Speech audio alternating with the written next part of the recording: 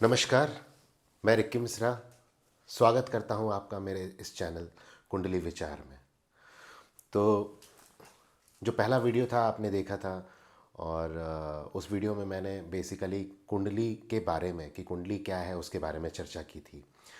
आज हम चर्चा करेंगे ये जो पूरे कुंडली जब आपने देखा होगा चार्ट बनता है तो उसमें 12 घर होते हैं, है ना? तो वो ये जो 12 घर हैं ये किस चीज़ को डिनोट करते हैं? तो आज हम बात करेंगे 12 घर और 12 भाव। बेसिकली घर को भाव भी हम बोलते हैं। तो 12 भाव के बारे में बात करेंगे, ठीक है? तो स्टार्ट करते हैं फर्स्ट हाउस से। फर्स्ट हाउस जो है ये आपका शरीर है, जैसा कि मैंने पहले भी बताया था आपको। तो पहला हाउस जो है वो आपका शरीर है, आपका अपीयरेंस है, आप किस तरीके के दिखेंगे, आपका कॉन्फिडेंस लेवल कैसा रहेगा, आप किस तरीके की सोच रखते हैं, आपका ओहरा क्या रहेगा, है ना? आपको मतलब किस तरीके की बीमारी होगी, फर्स्ट हाउस से भी हम देखते हैं। और फर्स्ट हाउस लग्न है, शरीर है, तो फर्स्ट हाउस से आपका कॉन्फिडेंस लेवल देखा जा सकता है, आप किस तरीके की सोच रखते हैं वो देखा जा सकता है। अब डिपेंड करता है कि फर्स्ट हाउस में अगर कोई दूसरा प्लैनेट बैठा है तो फिर विश्लेषण कुछ डिफरेंट होगा। ये आज मैं अभी जो वीडियो बना रहा हूँ, आज जो मैं बात कर रहा हूँ, ये 12 घर का एक जनरल जो 12 घर होता है वो घर क्या डिनोट करता है उसके बारे में है। तो फर्स्ट हाउस आप समझ गए कि ये अपीयरेंस का है, आपके पर्सनालिटी का है, आपका शरीर है, आपका कॉन्फिडेंस लेवल है, आपका अपीयरेंस है, आप किस तरीके की सोच रखते हैं, है ना? ये है आपका फर्स्ट हाउस, ठीक है? अब सेकेंड हाउस की बात करते हैं। तो सेकेंड हाउस जो है ये आपका, सबसे पहले तो हम इनकम को देखते हैं कि आपका जो इनकम का सोर्स बन रहा है वो क्या है, किस तरीके का है, कहाँ से आ रहा है पैसा। तो सेकेंड हाउस से हम पैसे को देखते हैं, इनकम को देखते हैं। इसके साथ साथ हम रिलेटिव्स को भी देखते हैं कि हमारा रिलेटिव्स के साथ संबंध कैसा है, हमारा जो है एसेट्स कैसा है, किस तरीके का एसेट्स है वो भी हम देख सकते हैं। फिर हमारा इंटरेस्ट ऑफ जो इनकम है वो किस किस सेक्टर से आने का उम्मीद है वो भी हम सेकंड हाउस से देखते हैं। सेकंड हाउस बेसिकली हमारा मतलब एक तरीके से फर्स्ट हाउस का एक थोड़ा सा झलक भी कह सकते हैं। तो आपका एक ओवरऑल फिजिकल अपीयरेंस भी सेकंड हाउस से हम कभी कभी देख सकते हैं। अब आते हैं थर्ड हाउस पे। तो थर्ड हाउस, जैसा कि थर्ड हाउस है ये बेसिकली आपके कॉन्फिडेंस लेवल का हाउस है, ये आपके सिबलिंग्स का हाउस है, आपके भाई बहन के साथ आपका संबंध कैसा रहेगा, आपका पराक्रम किस तरीके का रहेगा, जिसको कहते हैं कॉन्फिडेंस लेवल किस तरीके का रहेगा। आप किसी से मिलेंगे तो आपका किस तरीके से आप मिलेंगे, किस तरीके से आप उसके साथ बात करेंगे, आपका कॉन्फिडेंस लेवल कैसा रहेगा, ये हम थर्ड हाउस से देखते हैं। थर्ड हाउस से हम बेसिकली अपने पड़ोसी को भी देखते हैं कि पड़ोसी के साथ हमारा संबंध कैसा रहेगा। कभी कभी मित्र को भी देख लेते हैं कि मित्रों के साथ कैसा आपका संबंध रहेगा। ये हम थर्ड हाउस से देखते हैं। थर्ड हाउस से एकदम बेसिक जो कह सकते हैं कि जो आप घर पे जो आपका आप शिक्षा प्राप्त करते हैं, जो आपके माँ बाप से आप प्राप्त करते हैं, वो भी हम देख सकते हैं कि आपका जो एरिया ऑफ जो बचपन जो है आपका एकदम जो इनिशियल डेज जो है आपके जीवन का, वो भी हम थर्ड हाउस से देख सकते हैं। फोर्थ हाउस, फोर्थ हाउस है माता का, माँ का विचार हम करते हैं कि आपका संबंध अपनी माँ के साथ कैसा है, माँ के साथ कैसा आपका माँ किस तरीके से आपसे प्यार करती हैं, नहीं करती हैं, क्या करती हैं, माँ के साथ बॉन्डिंग आपका कैसा है। फोर्थ हाउस से हम घर को भी देखते हैं, आपका एसेट्स, आपका मतलब आप कितना अपने जीवन काल में आप जो घर बनाए हैं, घर को हम देख सकते हैं, प्रॉपर्टी को देख सकते हैं, आपका एसेट्स को हम फोर्थ हाउस से देख सकते हैं। फोर्थ हाउस आपका इनर सोल का भी है, मतलब आपका जो सब कॉन्शियस माइंड या आपका मतलब जो एक आंतरिक जो मन है वो भी हम फोर्थ हाउस से देख सकते हैं। फोर्थ हाउस से हम वाहन भी देख सकते हैं। थर्ड हाउस से भी बहुत लोग वाहन को देखते हैं कि आपका गाड़ी किस तरीके की आप रखेंगे, लग्जरी जो भी है ना, वो भी हम फोर्थ हाउस से देखते हैं। बहुत लोग थर्ड हाउस से भी देखते हैं। Fourth house basically, fourth house हम भवन, माता, वाहन, आपका इनर सोल, आपका और आपका जो समझ लीजिए कि आपने जो प्रारंभिक शिक्षा मतलब एकदम बचपन के बाद जो जो आपने शिक्षा लिया, आपने समझ लीजिए कि 10th तक, समझ लीजिए 1 to 10th का जो आपका एजुकेशन किस तरीके का रहा है, ये भी हम फोर्थ हाउस से देखते हैं। फिफ्थ हाउस आते हैं। तो फिफ्थ हाउस बेसिकली आपका संतान भाव है, आपका एजुकेशन का है सेक्टर, आपका मतलब संतान के साथ अगर आपका विचार कैसा मिलेगा। आपका फिफ्थ हाउस हम देख सकते हैं कि संतान आपका होगा नहीं होगा, अगर होगा तो वो आपकी कितनी बात मानेगा, है ना, वो किस तरीके का लायक रहेगा, नालायक रहेगा। या आपका एजुकेशन हम देखते हैं फिफ्थ हाउस से कि एजुकेशन आपका किस तरीके का रहेगा, किन किन क्षेत्र में आप ज्ञान अर्जित कर सकते हैं, वो भी हम फिफ्थ हाउस से देख सकते हैं। फिफ्थ हाउस आपके लव रोमांस लाइफ का भी है, हम उससे लव लाइफ के बारे में भी जान सकते हैं। फिफ्थ हाउस आपका बेसिकली अफेयर भी हम फिफ्थ हाउस से भी देख सकते हैं। फिफ्थ हाउस बेसिकली इन चीज़ों के लिए जाना जाता है। सिक्स्थ हाउस बेसिकली है हमारा शत्रु भाव, कि हमारे दुश्मन कैसे। अभी अभी हर आदमी, कोई ऐसा आदमी नहीं बोलेगा कि जिसके हर आदमी उसको प्यार करता होगा, कोई ना कोई तो उसका हेटर भी होगा, कोई दुश्मन होगा। तो वो सिक्स्थ हाउस से हम विचार करते हैं कि दुश्मन का विचार करते हैं। सिक्स्थ हाउस नौकरी का भी है। सिक्स्थ हाउस से आप देख सकते हैं कि आपके नौकरी किस तरीके का आप रहेगा, नौकरी में अगर जो भी वर्क प्लेस पे आप काम करें वहाँ पे लोग कैसे रहेंगे, आपका बॉस के साथ किस तरीके का इंटरेक्शन रहेगा, बॉस का विचार भी हम सिक्स्थ हाउस से कर सकते हैं। सिक्स्थ हाउस सडन होने वाली घटनाओं का भी घर है। अचानक से होने वाली घटना कोई घट गई तो ये सिक्स्थ हाउस से हम देख सकते हैं। आपको मैं बता दूं कि third house, sixth house, eighth house और ट्वेल्थ हाउस, ये चार घर को हम अशुभ श्रेणी में रखते हैं। हम अभी नौकरी करता है आदमी, हर आदमी नौकरी करता है, बट पसंद किसको है कोई नौकरी करना नहीं चाहता। तो इस मतलब मैं जस्ट एक मजाक कर रहा हूँ, बट देखा जाए तो ये अशुभ घर है। तीसरा, छठा, आठवां और 12वां घर। कुछ चीज़ें शुभ भी होती है, बहुत सारी चीज़ें हम अच्छी भी बता सकते हैं, उसे देख सकते हैं, है ना।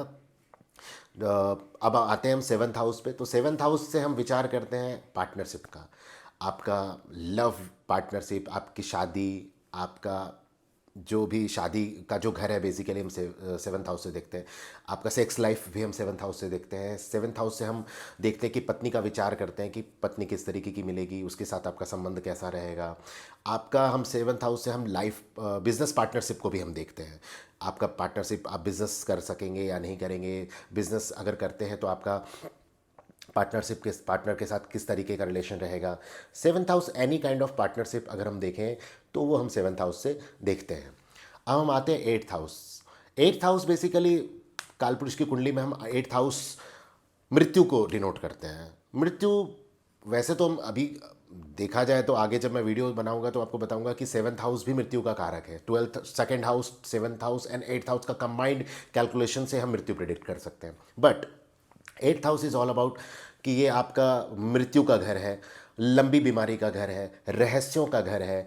आपका फॉरेन जाने का भी एक योग बन सकता है, या आपके हिडन आपका सोर्स किस तरीके का आपका मतलब पैसे का आ सकता है, या आपका जो आपके जो भी आपके बिजनेस पार्टनर्स हैं, या आपका जहाँ भी सोर्स है इनकम का, हिडन सोर्स ऑफ इनकम या हिडन चीज़ें जो है, या रहस्य की चीज़ें। बहुत लोगों को इंटरेस्ट रहता है एस्ट्रोलॉजी के बारे में, एस्ट्रोनॉमी के बारे में, पिछले जन्म के बारे में, पुनर्जन्म के बारे में, आने वाला जन्म क्या होगा, किस तरीके का लाइफ या आफ्टर डेथ लाइफ किस तरीके का होगा। वो हम एट्थ हाउस में बैठे हुए प्लानट या एट्थ हाउस से हम विचार कर सकते हैं कि ये बंदा जो है, रिसर्च हम एट्थ हाउस से देख सकते हैं क्योंकि रहस्यों का घर है ये।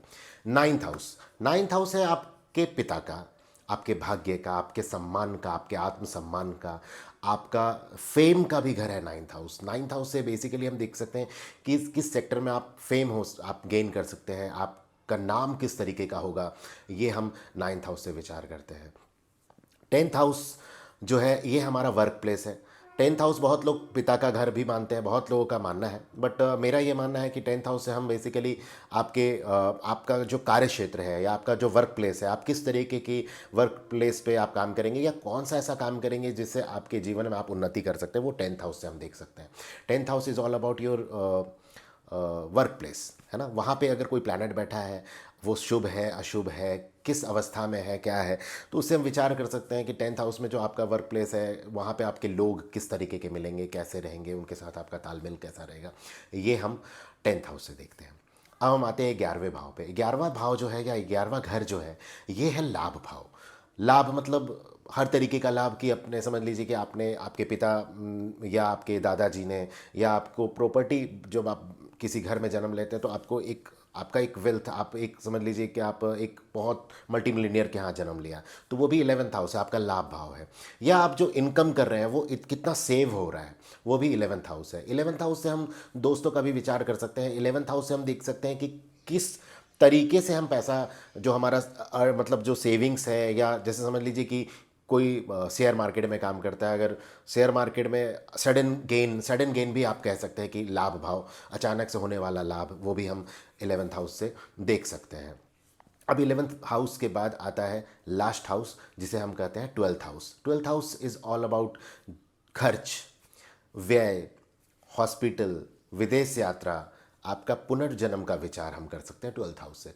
12th हाउस बेसिकली अगर डिटेल में जाएंगे तो बहुत लोग जो है, बहुत सारे एस्ट्रोलॉजर का ये मानना है, या डिपेंड है, अलग अलग मत है सबका। मेरा अपना ये मानना है कि 12th हाउस को आप समझ लीजिए कि फर्स्ट हाउस बना के आपके पिछले जन्म का कुंडली आप देख सकते हैं। वैसे पिछले जन्म के बारे में जानने के लिए आप राहु को भी देखना पड़ेगा कि राहु का पोजीशन कहाँ पे है, किस घर में है, और उस राहु बेसिकली डिसाइड करता है कि आपके पिछले जन्म में आप क्या कर रहे थे, क्या कर्म आप कर रहे थे, और आपका जो पर्पस है इस जन्म में आने का वो क्या है, वो हम राहु और केतु से विचार कर सकते हैं।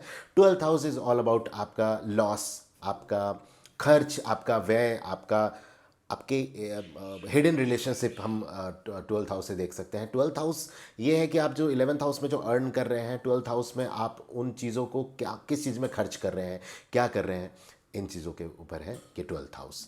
तो ये था आज का जो टॉपिक, 12 घर जो कुंडली में होते हैं वो किस चीज़ को डिनोट करते हैं, क्या बताता है ये 12 घर।